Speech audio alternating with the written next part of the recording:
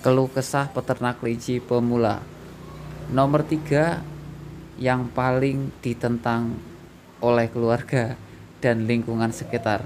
Apa saja itu kita akan bahas pada kesempatan video pagi hari ini. Selamat pagi, assalamualaikum warahmatullahi wabarakatuh.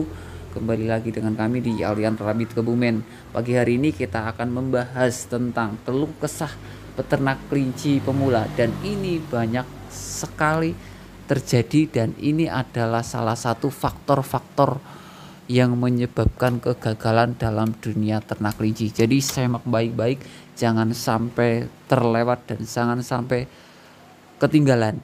Yang nomor 3 ini yang paling sering terjadi, yang paling sering menjadi tantangan dan menjadi larangan bagi keluarga dan tetangga. Apa saja itu kita bahas pada kesempatan video pagi hari ini. Yang paling utama, lama tidak produksi, susah produksi. Sudah beli kelinci, usia produktif, mahal-mahal, tidak kunjung produksi, tidak kunjung hamil. Ini yang sering dan pasti terjadi. Kenapa bisa seperti itu? Karena satu, belum paham ilmunya, belum paham perawatannya, belum paham penanganannya. Yang diinginkan, ya, harapannya, ambisinya cepat produksi, cepat produktif, ya, padahal belum tahu keilmuannya. Sudah keluar budget besar, ya, yaitu proses, ya, karena tidak ada hal yang instan langsung dapat jackpot, langsung dapat keuntungan, nggak ada, dimanapun tempat nggak ada, ya. Ini yang menjadi keluh kesah yang paling utama, ya. Jadi harus teman-teman peternak pemula itu harus pahami dulu birahinya, pahami dulu kesehatannya, pahami dulu siklus produksinya, seperti itu. Itu yang pertama. Terus yang nomor 2, kos operasional pakan belum bisa diambilkan dari penghasilan kelinci. Jadi mau nggak mau, ya, itu ambil dari kantong pribadi terus. Bahkan kita nggak tahu ini kapan dapat penggantinya, kapan dapat siklusnya dari panen hingga produksi lagi untuk menutup biaya pakan tersebut.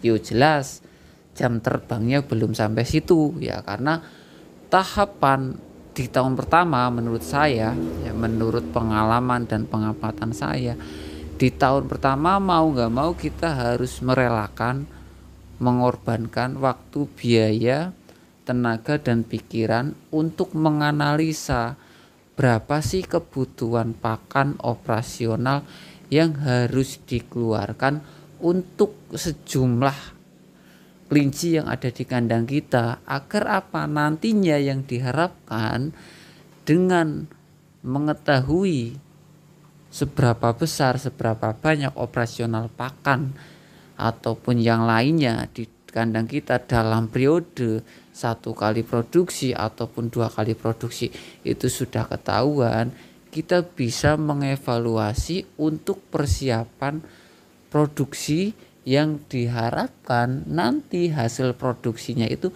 bisa menutup operasional pakan. Syukur-syukur ada lebih, jadi yang diharapkan itu nantinya ada margin.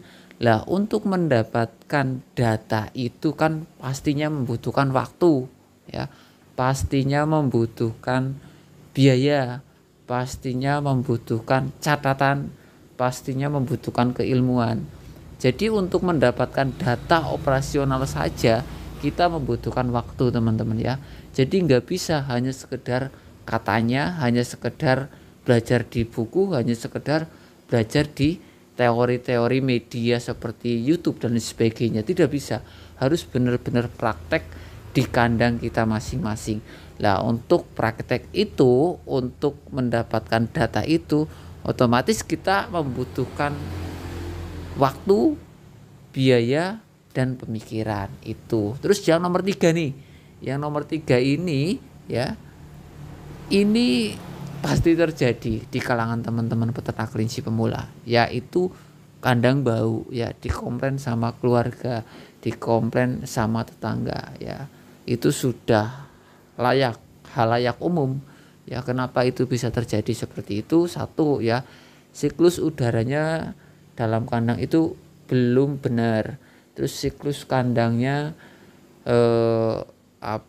pola penataan kandangnya juga belum rapi, sehingga banyak sekali kotoran-kotoran atau urin ataupun mendil yang bercampur jadi satu ya, yaitu yang menyebabkan baunya menyengat kemana-mana gitu. Kalau emang terpisah ataupun bisa dibersihkan setiap hari, itu lebih bagus ya, sudah terkondisikan di tempatnya masing-masing. Tapi walaupun dibersihkan ini dan dibersihkan itu setiap hari, pasti ada komplain dari tetangga, keluarga ataupun masyarakat sekitar.